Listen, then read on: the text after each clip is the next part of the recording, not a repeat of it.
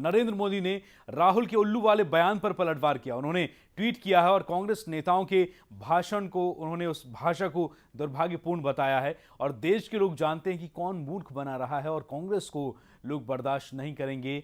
ये नरेंद्र मोदी ने अपने ट्विटर अकाउंट पर लिखा है। नरेंद्र मोदी ने जवाब दिया। आपको बता दें कि कल राहुल गांधी ने बारडोली में जो बयान दिया था और कहा था कि लोग उल्लू बना रहे हैं, नरेंद्र मोदी ने राहुल के उस बयान पर पलटवार किया है और उन्होंने ट्वीट किया है कि कांग्रेस के नेताओं की भाषा दुर्भाग्यपूर्ण है।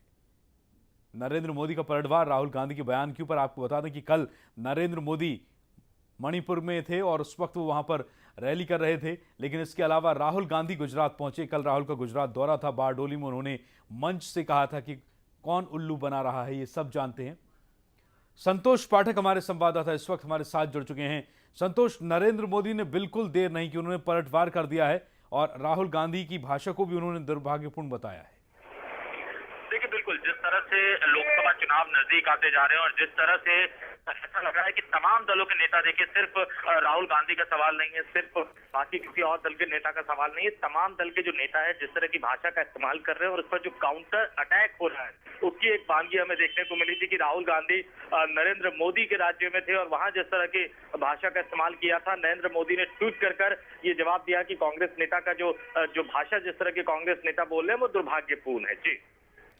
जी बिल्कुल संतोष, लेकिन इसके अलावा अभी और भी रैलियों का सिलसिला लगातार चल रहा है। अब उम्मीद ये की जा रही है कि राहुल गांधी जो कल वहां पर पहुंचे थे और जिस तरीके से उन्होंने नरेंद्र मोदी के दावों पर तंज कसे थे, उन्होंने तमाम ये कहा था कि नरेंद्र मोदी किस तरीके से लोगों को उल्लू बना रहे हैं ये हम सब जानते हैं, तो इसे लेकर नरेंद्र मोदी की काफी तीखी प्रतिक्रिया ट्विटर अकाउंट पर आई है।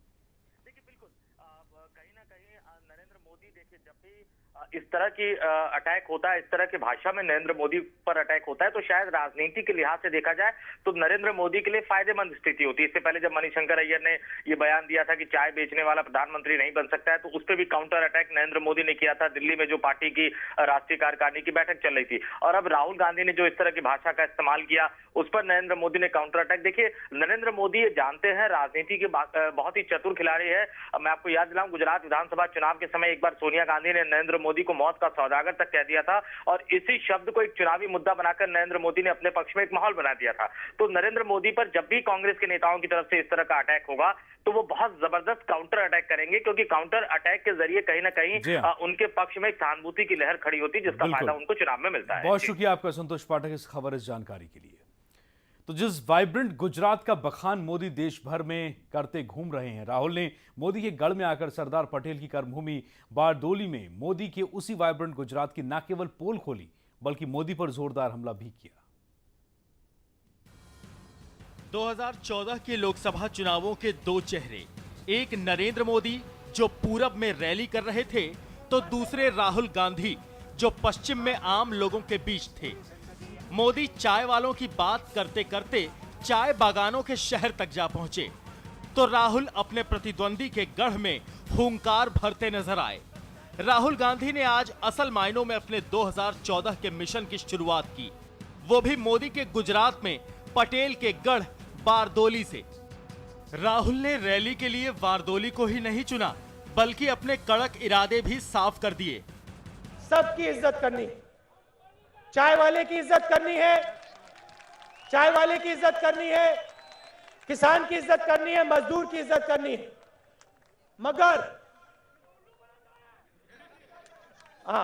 मगर जो उल्लू बनाता है उसकी इज्जत नहीं करनी। इसे संयोग कहें या सोची समझी रणनीति, राहुल ने बारडोली के वाइब्रेंट चौक से मोदी के वाइब्रेंट गुजरात के दावों की पोल खोली। यहां क्या होता है, 6000 किसानों ने आत्महत्या कर दी,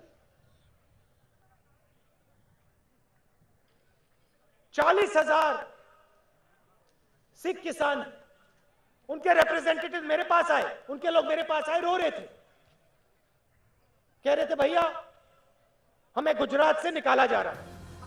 नरेंद्र मोदी जिन सरदार पटेल का नाम लेकर 2014 में प्रधानमंत्री की कुर्सी तक जाने का सपना संजो रहे हैं, राहुल उनके नाम पर भी बोले। सरदार पटेल ने कांग्रेस पार्टी में पूरी अपनी जिंदगी दी, गरीबों की लड़ाई लड़ी, पूरी जिंदगी लड़ाई लड़ी, उसके बारे में नहीं पढ़ा, उसके बारे में नहीं सोचा, अब मूर्ति बनाना चाहते हैं। नरेंद्र मोदी गुजरात के विकास की बात करते हैं।